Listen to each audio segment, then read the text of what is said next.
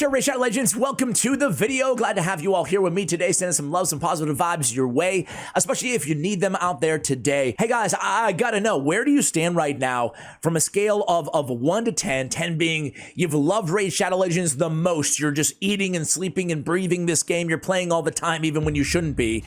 Why you want to leave me? I'm not leaving you. Don't you want me to do something with my life? Oh, yes. And one being, I don't know, man, I'm thinking about calling it quits or taking a break, right? Where do you fall along that scale right now as it pertains to, you know, your raid love or lack thereof? I am actually, believe it or not, I'm actually pretty high. I think this channel in a way really keeps me going in raid. Because even if I don't feel like playing on a given day, I'm like, well, I need content, so I got to think of something to do. So I hope that kind of spurs the creative, but also kind of the passion about this game. But I know from the comments that not everybody feels the same. Whether you love the game or you hate the game right now, I want to talk about the biggest factor that I think could add 5+ years to the lifespan, the healthy lifespan of Raid Shadow Legends. It's already the longest lasting or longest running game of this genre, with the exception of Summoner's War, right, of all time. So what can they do to improve? What can we do from here? And I do think that one specific thing is most crucial, and I want to check it with you guys before I give that feedback directly to Plarium. But think about it from a new player's standpoint, and you got to be careful because the more new features you ask for, I mean, look at this section alone, right? You have to scroll now. I mean, there's so much. When I sit down to do my beginner's guide every year, I'm like, I don't even know where to start half the time, because like I need 10 hours to talk about everything you can do in this game. And the last couple of years alone, they've added Doom Tower, one of the best updates ever, but like that has its own share of 8 bosses or whatever, right? Then you have the Hydra clan boss on top of that, great update as well. And then they had Cintranos, Curse City. I think it's a kind of a meh update, maybe like wait and see, because I feel like there's a good foundation here, but they need to build on that foundation, right? So I would say Curse City TBD, but it didn't knock it out of the gate for me, at least out of the park, out the gate. There we go. Mixing my metaphors. You guys know what I'm talking about. No, we don't. And then Clan Siege. Well, does Clan Siege even happen? I feel like it happens once a month, right? It's hard for me to even digest this feature because it's so infrequent that it happens and then it's gone before you know it, which in a way is good because we complain about the time in this game all the time, right? So, but Siege, again, a good foundation here personally, but leaves a lot to be desired out the gate. Kind of the feature that we got versus the feature that this could be. I think there's a wide gap between, and I'm really hopeful they make improvements to both of these areas. In addition to all of that, they've added a bunch of quality of life improvements over the last couple years, way too many to mention, from auto clan boss to new tavern to, you know, a lot of quality of life stuff, right? Which is great. I love the quality of life stuff personally, and champion buffs, right?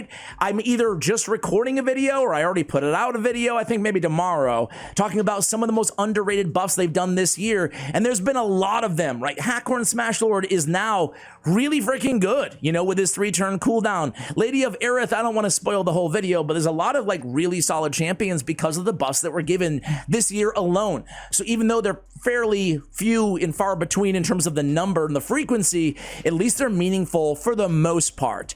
So what can they do then? Well, we know there's going to be another guild boss added to the game, the Great Void, eventually. I'm really excited about that because Hydra has grown on me so much. When it was first released, I was like, okay, it seems all right. But now, it's probably where I spend the most time in the game.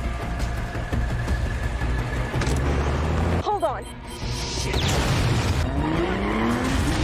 Is Hydra clan boss, optimizing my teams with Hydra Clash.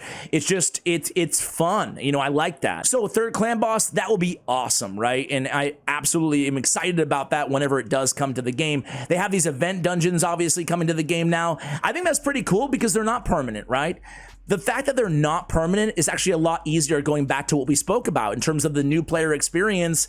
Another permanent dungeon, it just makes things more confusing, more to learn, more, you know, upgrade stuff. But, you know, maybe they could add those skill tomes though. Anyway, what is the biggest thing they can do? Well, I'll bring you to this screen that really hasn't changed much over the years. Sure, they added new modes. We started with Classic Arena. Now, if you're like 99% of players out there, you're probably using Classic Arena for your Arbiter missions and for your Great Hall, right? Because they did a sneaky thing. For all three of these areas, they knew they were going to be pretty unpopular. They knew that they were just lacking a bit, or the feature just wasn't there, right? So they attached it to essential things in the game that are completely unrelated to those arenas. Turn his head, and all I see are these big ol' eyes, like, why would you do this to me? So we have the Great Hall, which is attached to Classic Arena, along with Arbiter missions. You have to win like 200 arena battles at some point. Then we have area bonuses, and these are attached to, of course, the new live arena. So if you want to improve your Hydra battles, if you want to improve your Cursed City, your Fire Knight hard, well, you're going to go ahead and have to play live arena. We're going to force you to play live arena. The problem with live arena, though, is it's like clan versus clan. It's who can spend more to a large extent. Now, not the full extent. Let's go one by one quickly here. I'm getting ahead of myself. Classic Arena has been broken and flawed for many years for many reasons. We've made a lot of videos talking about that. Plarium has tried a bunch of things. They've tried adding a bunch of bots. They've tried shifting a lot, right? They really haven't been able to find that perfect sweet spot to make Classic Arena an enjoyable experience for everybody. Then we have Tag Team Arena. Tag Team Arena is great for getting your faction crypt keys. That's about it, right? There's only like 3 things I ever think about when it comes to Tag Team Arena. I'm thinking about, okay, is it the end of the week? Do I have enough bizarre points or gold bars to buy something good like a Sacred Shard? And even those are gate kept away from gold, which is difficult for a lot of players to get to. So that's stupid, right? I mean, just make them, they already cost enough as is. Just make them available to everybody. Are you running a business or a charity war? Well, not with my money. So I look at the Bazaar from time to time, and then I remove my defenses, basically, right? So I can easily farm my faction war keys every day to get more glyphs, which I really like. So this is absolutely, I mean, is there even a leaderboard? There's not even a leaderboard. No one even knows who finishes first, nor do they even care if there was. Is there a leaderboard? No, I don't think there even is.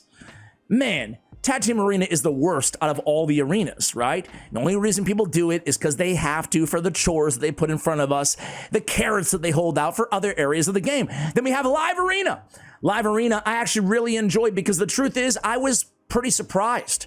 I was pretty shocked at how much strategy, dense, fun strategy, counterplay, and game theory this game has to offer when it comes to the end game, when you have access to a lot of these mythical champions, these legendary champions, the hard to get champions, of course, when you have access to them, and when you have access to the blessings, and you can take full power of the blessings, and then all the artifact sets, it really makes a beautiful synergy that's a really fun experience that does require a lot of strategy.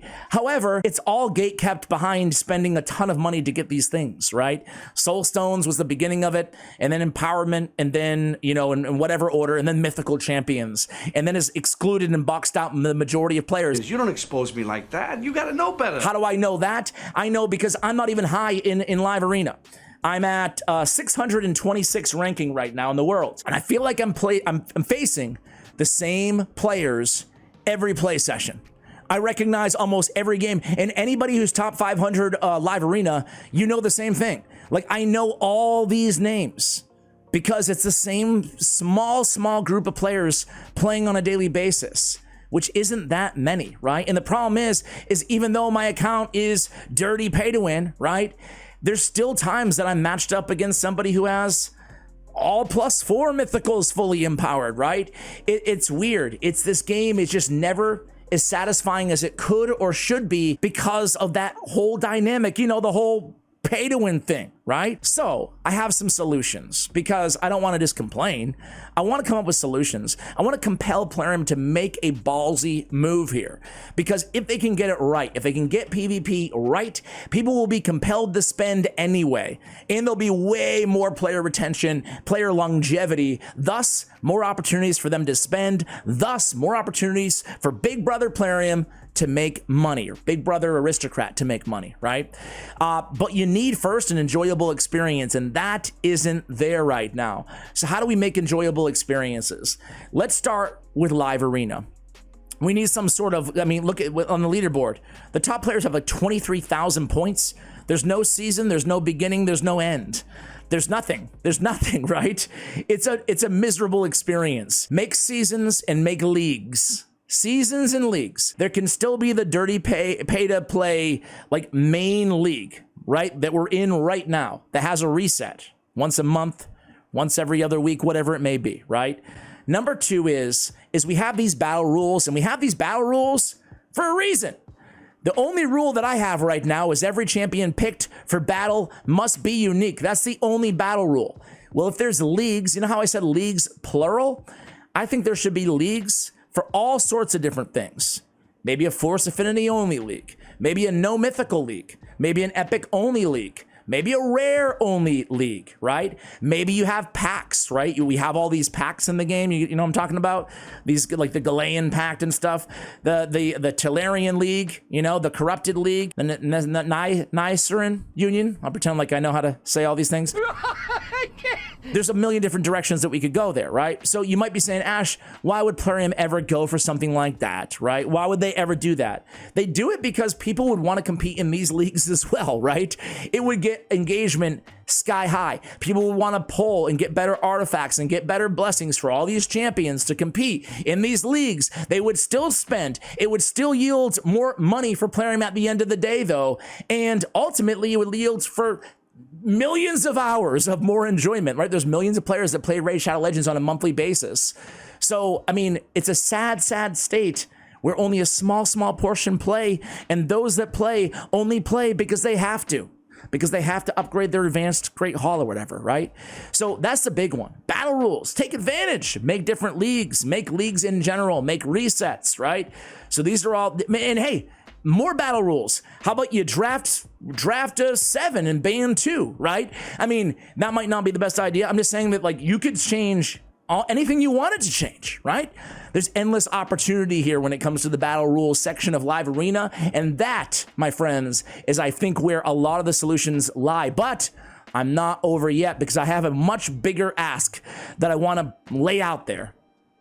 And I thought a lot about this. At first, whenever this entered my brain, I was like, Ash, don't even say it. Don't even say it in a video because Plarium will never go for it. But the more I think about it, the more I really, truly believe that it's a win-win for Plarium and the player base. And that is, drum roll please, an arena, a PvP standard where competition is set. If you have a champion, you have to own the champion. I think that's kind of fair, I think. You guys let me know. But I want to try to make it so that people are still incentivized to pull shards because Plarium would never go for anything too ridiculous, right? But you enter into battle in this one mode, this one area of the arena. You enter into battle and all of your champions are +4 and all of your champions are fully ascended. And then you can choose what you want. You know, your artifacts are still your artifacts. You still have to equip them with whoever you want, whatever you have.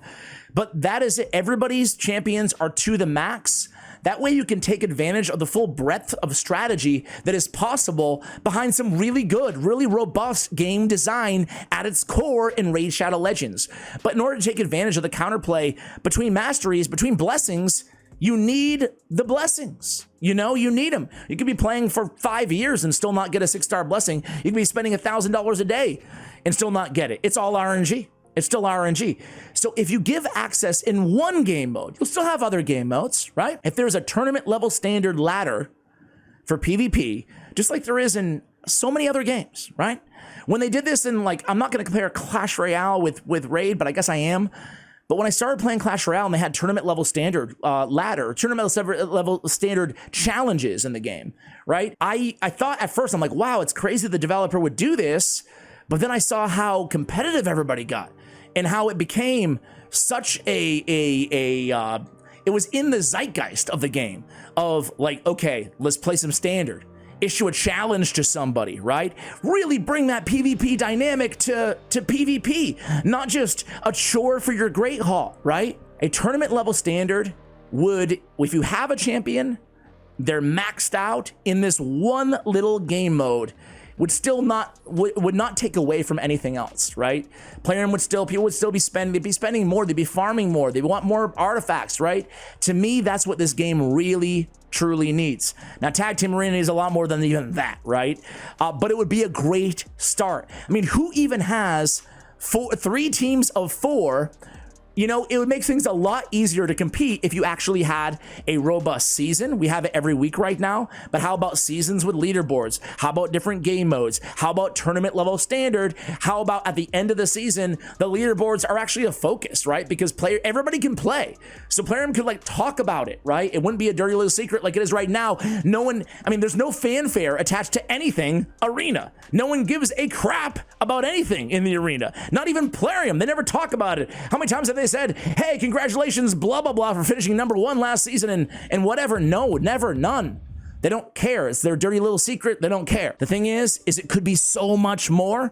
And for a tournament level standard and different game modes and variety to be instituted into PvP, it would just be so good for the game. It would be so good for the player base. It'd be so good for the future of Raid. Are you with me or not? Let me know in the comments below, guys. Thank you for watching, and as always, take care.